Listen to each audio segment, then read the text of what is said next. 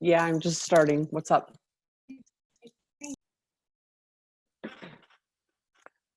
Thank you for gathering here today for the Authentic Freedom Academy's weekly spiritual service. Today is Friday, April 10th, I think, and it's Good Friday. I believe we're in Passover, and there's just a lot of stuff going on in the world. So before we dive into the reading and the message for the day, let's take a moment and center and ground ourselves in this gathering and in this practice. So I invite you to be seated comfortably, and to close your eyes.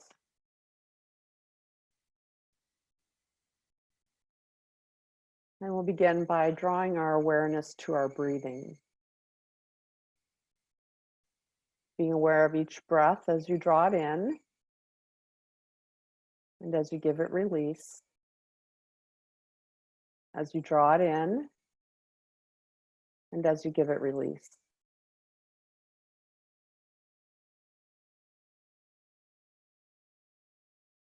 For a few moments, holding your attention on your breathing and being mindful of the rhythm of that breath as you allow it to draw you inward.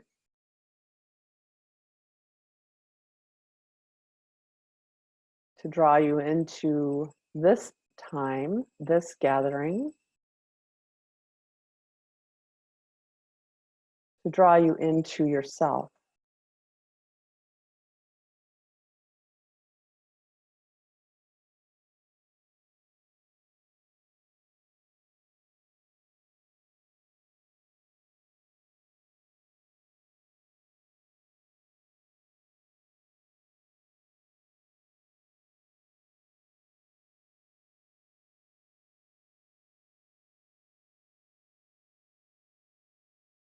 As you are drawing your awareness into yourself, I invite you to bring your attention into the center of your heart.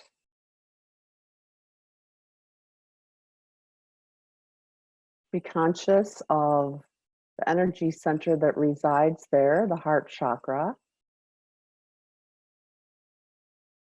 An energy center that is conceived as either a deep, brilliant magenta or fuchsia color, or even a bright green, and sometimes a combination of the two.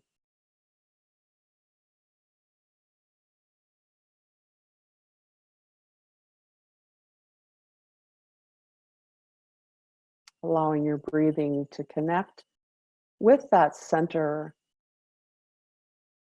where we are grounded in love,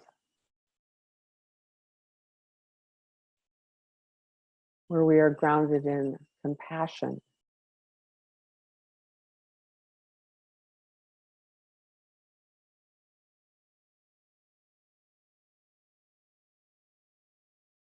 and as we connect with that heart space, I invite you to become aware of your breathing facilitating an opening in that energy center. Filling that center with divine breath. And in receiving that breath, being aware of that center as it opens and expands.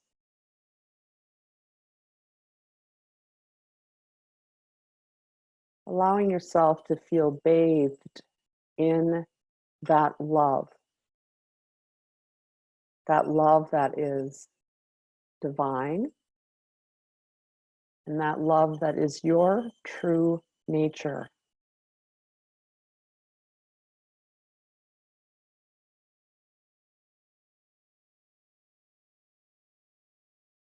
Feel that love expanding, bathing and embracing you. Feeling the comfort of the love that is you.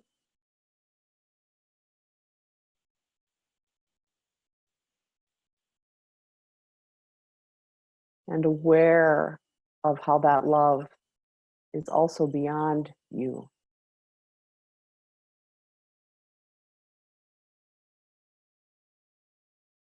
As you experience the ongoing expansion of that loving energy,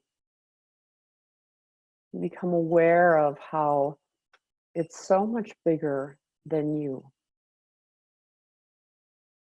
That as you hold your attention and your awareness in that center of love, that it expands beyond you, reaching out first to those closest to you, those that you love and hold dear,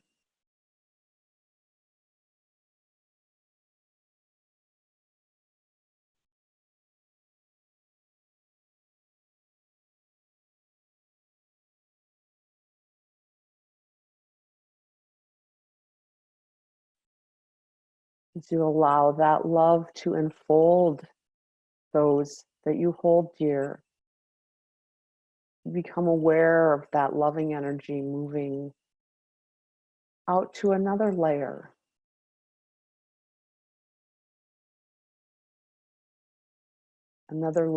of family, friends,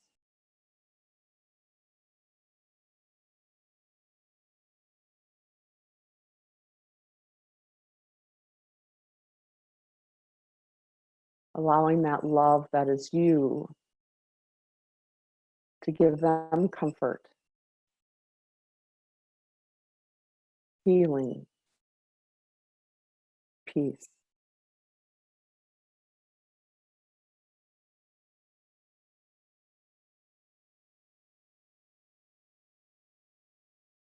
And as they are able to receive, you become aware of that infinite love moving out into another layer.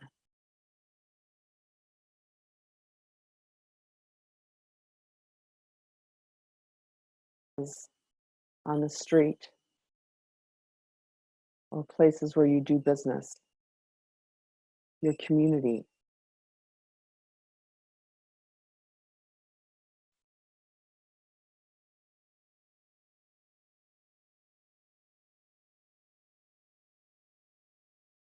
As that infinite love enfolds and embraces that layer, it moves even further out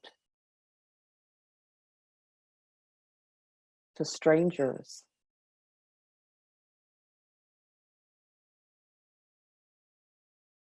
strangers in your neighborhood, in your community, moving beyond that and beyond that and beyond that.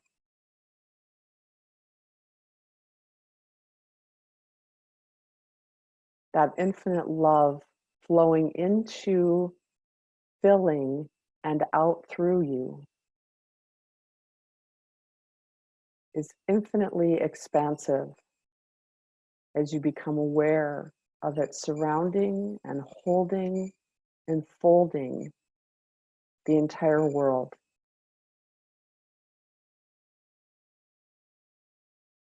And in that unfolding, you feel that infinite flow of love, that loving energy that brings peace, that brings contentment,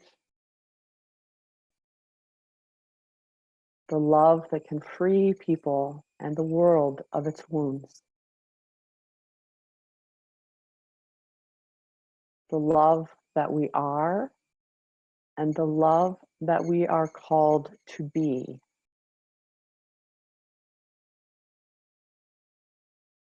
Embracing ourselves, our loved ones, our friends, strangers, our communities, and the world.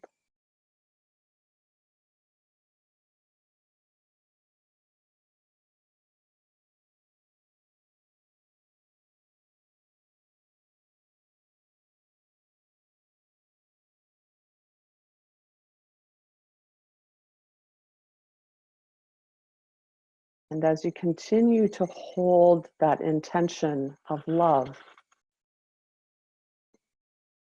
I invite you to listen to this reading from the Egyptian Book of the Living and Dying. And this translation is by Normandy Ellis.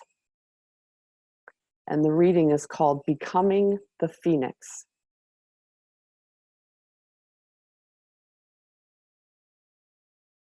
I flew straight out of heaven, a mad bird full of secrets. I came into being as I came into being. I grew as I grew. I changed as I change.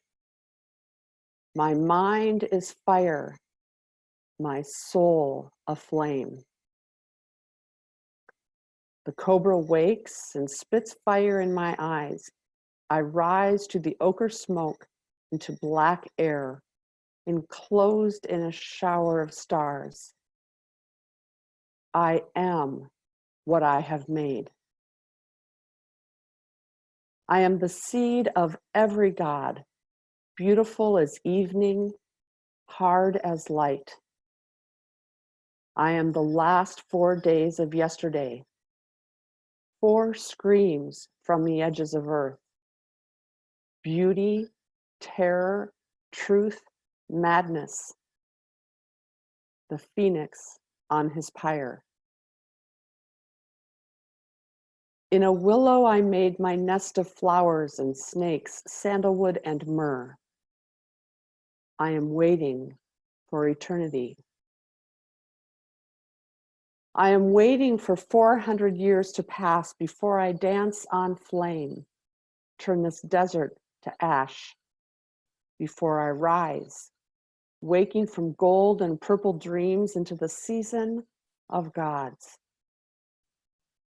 I will live forever in the fire spun from my own wings. I'll suffer burns that burn to heal. I destroy and create myself like the sun that rises, burning from the east and dies, burning in the west. To know the fire, I become the fire. I am power, I am light, I am forever. On earth and in heaven, I am. This is my body. This is my work. This is my deliverance.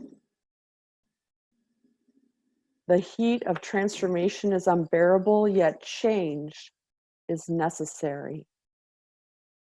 It burns up the useless, the diseased. Time is a cool liquid. It flows away like a river. We shall see no end of it.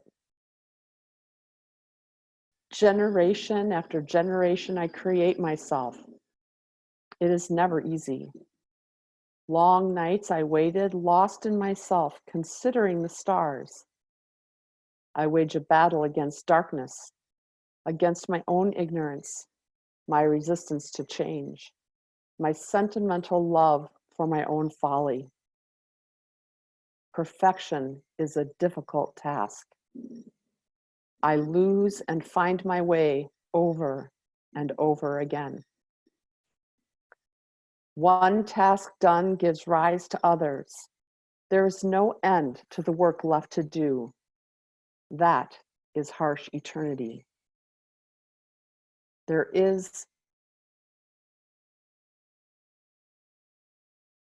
I live forever striving for perfection. I praise the moment I die in the fire, for the veils of illusion burn with me. I see how hard we strive for truth, and once attained, how easily we forget it. I hold that fire as long as I can. My nose fills with the smell of seared flesh, the acrid smoke of death, so that years from now, I might look on. I might look on that scar and remember how it was to hold the light, how it was to die and come again, radiant as light walking on sand. I change and change again, generation after generation. I find anguish, then peace. I am satisfied with my birth and the fate to which it led me.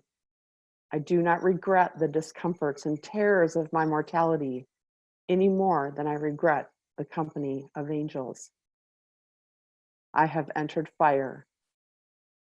I become invisible, yet I breathe in the flow of sun, in the eyes of children, in the light that animates the white cliffs at dawn. I am the God in the world, in everything, even in darkness. If you have not seen me there, you have not looked. I am the fire that burns you, the fire that burns in you. To live is to die 1,000 deaths, but there is only one fire, one eternity.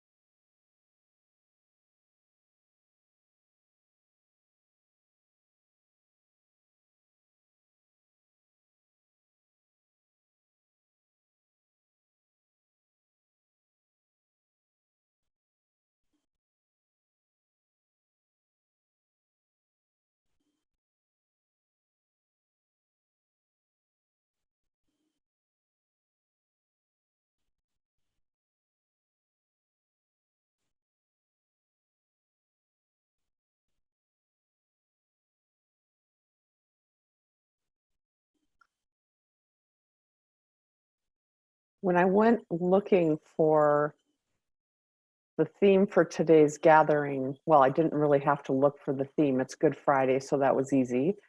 But I also knew I didn't want to go with the oldie moldy traditional Jesus suffering and death on the cross for today's gathering. I wanted something different, something more universal, something just more. And I didn't know what I would find. I started rustling through my different poetry books and different inspirational resources. And this book, Awakening Osiris, which I think you guys are you seeing the letters backwards? No? Okay, good. I see it backwards. The Egyptian Book of the Dead by Normandy Ellis. And I started paging through here, and when I found the Becoming the Phoenix and started reading it, I said, that's it. That's exactly what we need for today and for the time that we're in. You know, the traditional message of Good Friday, first of all, I'm not really sure why we call it Good Friday, because this is the day that where we commemorate Jesus's suffering and death on the cross. And so I don't really like to call it Good Friday, but that's the title of it, so there it is. You know, the traditional message of Good Friday is often about sacrifice, suffering, dying for our sins, kind of that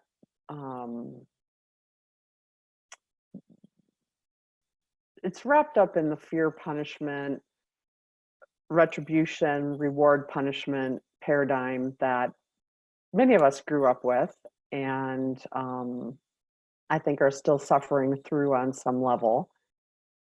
And for me, Good Friday has always been, I'm a Lent girl, so Lent's kind of always been my favorite time of year. There's something beautiful about suffering and self-flagellation and all of that kind of stuff. And Good Friday was always kind of the highlight, the pinnacle of that. And yet there's also something very relatable there. When we move past the Jesus died for your sins kind of thing, I prefer to say that Jesus died for the truth, that Jesus died because he refused to compromise on the truth that he had come to know, which was his oneness with God, his oneness with the divine, and that we are all one. And that universal message of oneness is what he died for. And, since I no longer believe in a punitive, punishing kind of God, that's the only way that I can make sense of what Jesus went through. And he's certainly not the only person in our history that died for the truth.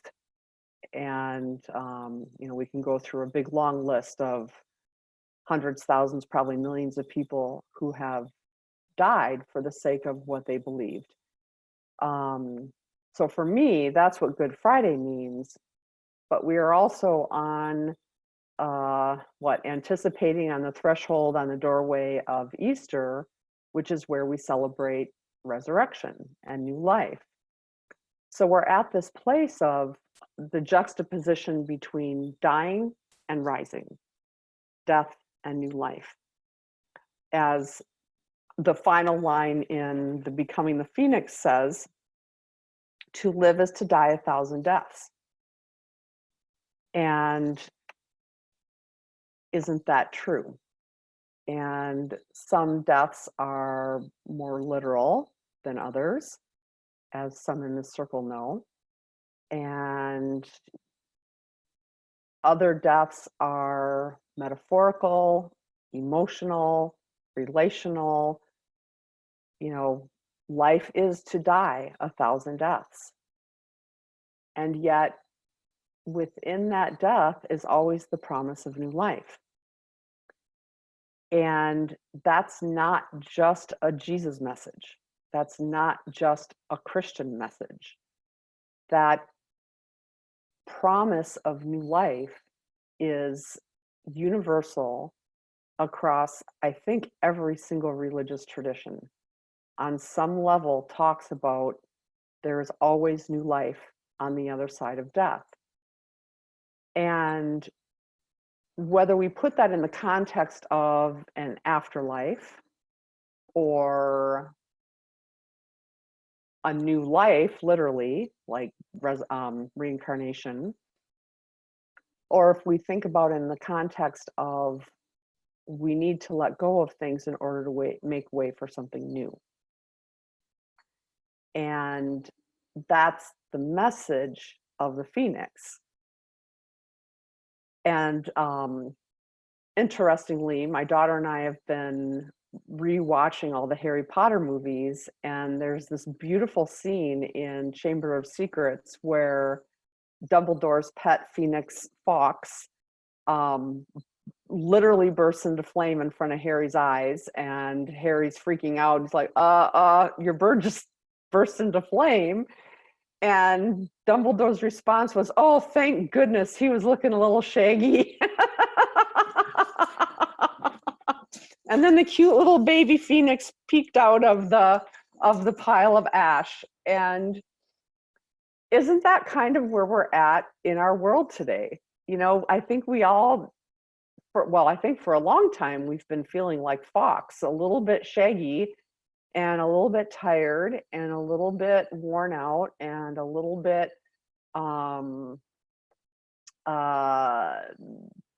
hideous some days. And just wondering, when is this going to end? Like, when are the things that are destroying our world going to come to an end? When are the systems that are destroying our world going to collapse? When are we going to have to stop working so damn hard to find peace in the midst of complete human insanity? And when is it going to get better? And, better is an interesting word because on one hand, our life journey is about finding peace in the midst of whatever.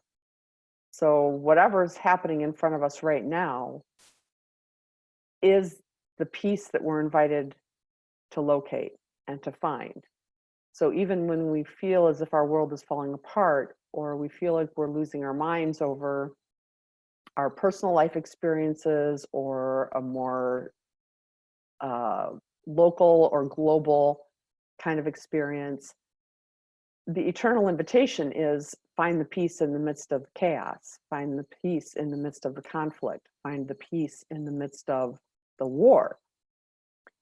And, as we've shared in this circle before, the kingdom of God that Jesus talked about was not, some heavenly kingdom light years away or some galaxy far, far away. It's right here, right now, in the midst of whatever is happening in our lives or in the world around us.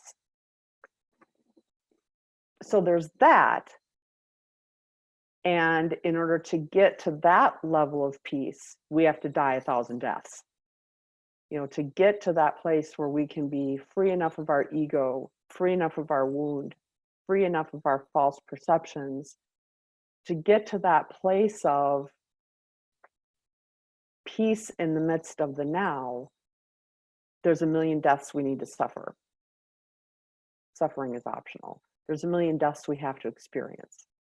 There's a million letting goes we need to move through. There are a million attachments we need to let go of.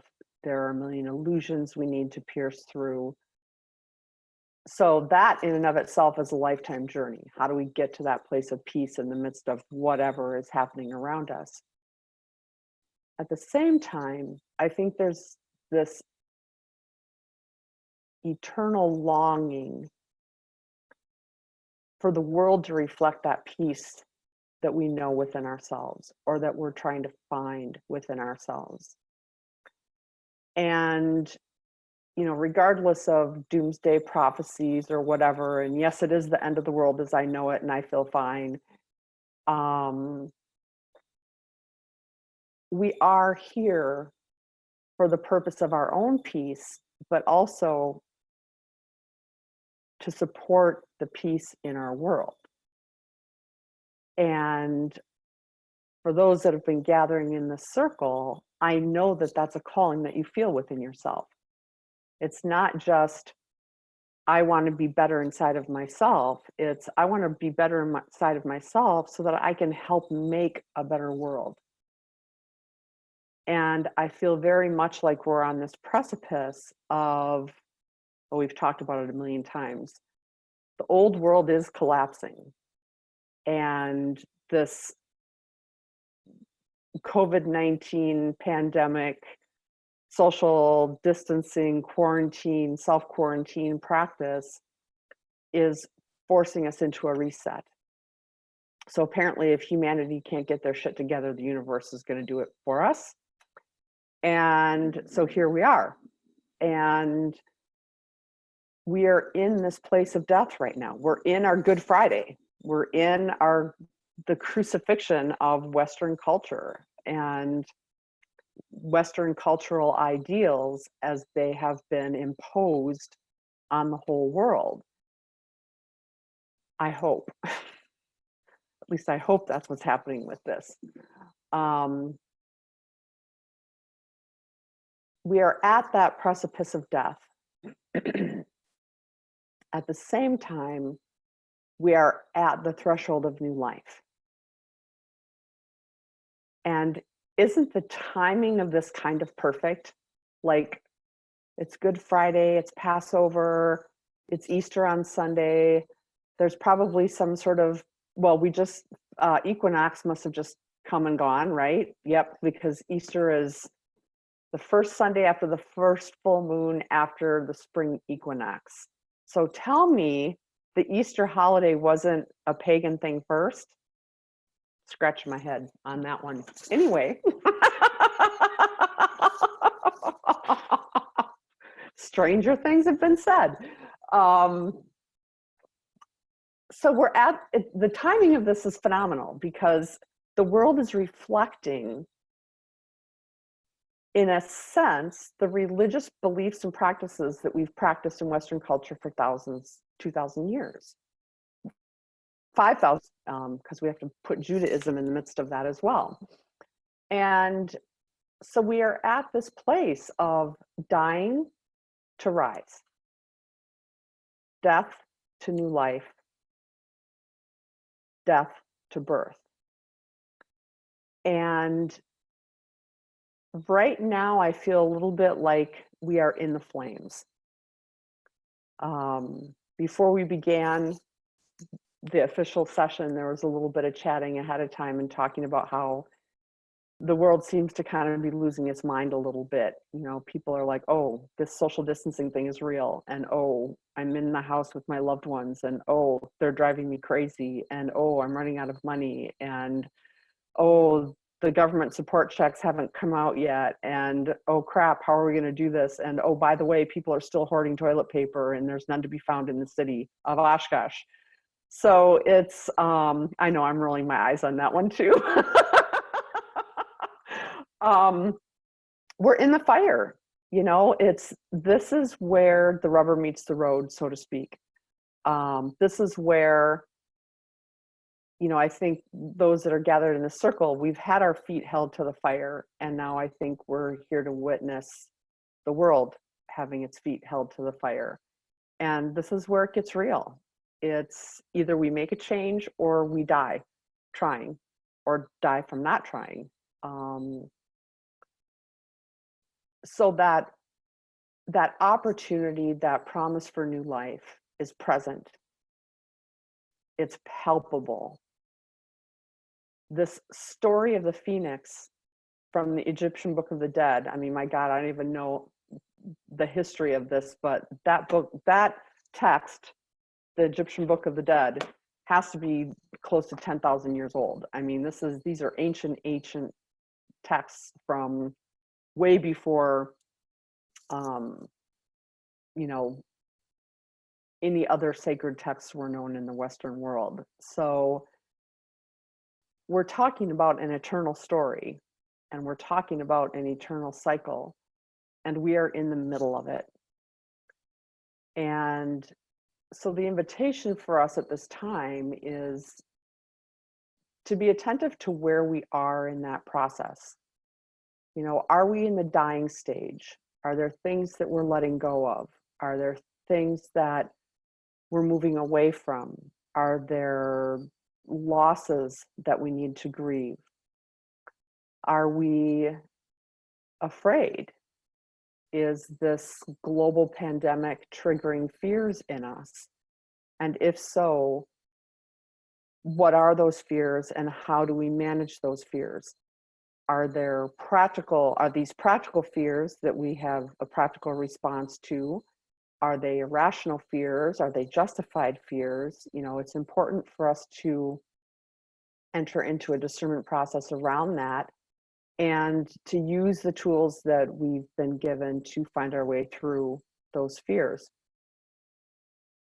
Are we in a hopeful place? Are we finding this as an exciting time of, hey, new things are happening, new things could be happening? Are we basking in the glory of solitude? I know I am. And how does that inform or become part of our new normal as we come out of this experience? So we're kind of in that straddle place of the dying and the letting go and the grieving and the sorting and the discerning and being open to the glimmers of new life and beginning to make decisions and give ourselves permission to make decisions around what we might want our life to look like after this. And at the same time, to be very open to this ongoing changing world. As we had mentioned earlier in the conversation before starting the official session, you know, we're like on episode 3 of Star Wars, where Anakin and Obi-Wan are floating on the chunks of lava and trying to find their way around. That's very much what it feels like, a moving target. And how do we care for ourselves in that place of unknown? And what tools do we have to remain present in that unknown, knowing that there's probably not a darn thing we can do to change things, at least not right now. So it's a fruitful time, and the invitation is to be present to what those fruits are for us in this moment, and to allow ourselves to receive from that. So I wanted to kind of close the talking part with the Spirit card, or the Mother Mary Oracle card, that I pulled earlier this morning for myself, and interestingly is perfect for today's gathering. So here's the card. It's Our Lady of Holy Fire. And the reading says, to live is to burn, to grow, and to ignite the heart and soul with passionate devotion to higher purpose. I ask you to honor me, even when it seems like what you love is burning away, or what you have believed in is failing you. I ask you to remain open to me, even if you are in shock, denial, or feeling betrayed or broken. To live with an open heart is for the brave souls that love me and are capable of loving the world. I bring you holy fire. It burns through me as spiritual passion and ignites now in you. You are to receive this fire now and set the heart of the world aflame.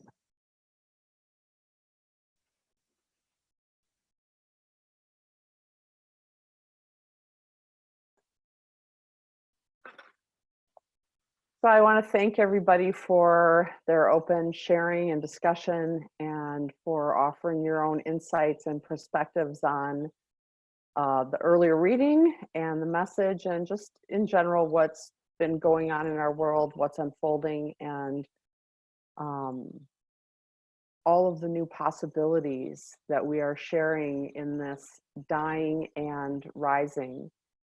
And so I just want to bring us into a closing meditation to seal our gathering and our time together. So I invite you to close your eyes and to return to that heart space, to bring your awareness and attention back into your own sacred heart center, that center of love and compassion, of joy,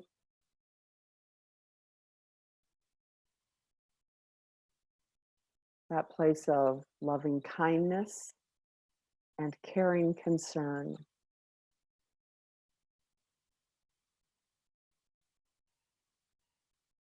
And to recognize that within that space is housed your own heart's desire.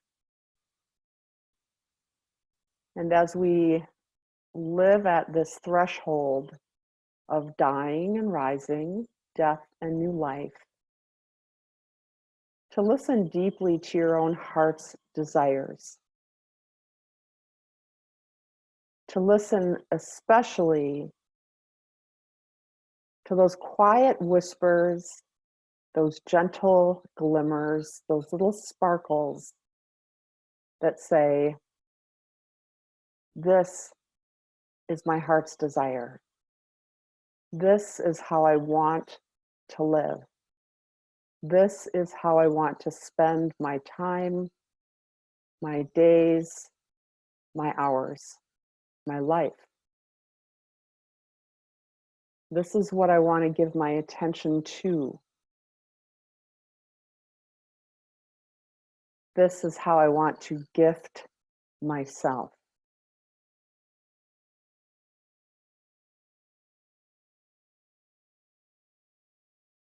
In this time of powerful transformation, we are birthing our own new world. And it starts with the choices that we make within ourselves and in our own lives. So as we move through this Easter weekend, as we move through this cultural time, this global time of death and new life, the invitation is to begin to choose the world that you want to live in. And it starts by listening with your heart.